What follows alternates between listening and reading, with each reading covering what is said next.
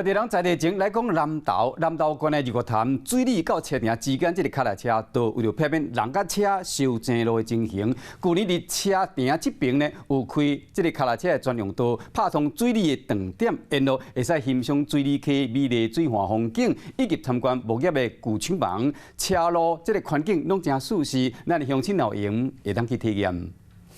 立管处长和水利乡长将水利车场的牌仔接起来，宣布两地自行车道正式小行。未来这条自行车道除了骑起来更安全，嘛更有看头。对于我们水里跟集集这一块的自行车的推动，我们会继续加强。全部中国来宾做来体验这条新启用的自行车道，现在会当欣赏水里溪真水的水岸风景，和参观稀微真久的木业厂房，骑起来是真舒适。 当地村长和风景区业者，把拢真肯定立管处带动观光用心。那另外呢，可以再吸引到这些单车族群，因为之前可能有一点断续，他们就比较没有办法安排这样的行程，所以我们来玩启程。因为环境真舒适，风景嘛真美道，立管处和水利乡公所欢迎乡亲游客，可以当亲身来这佚佗行踏。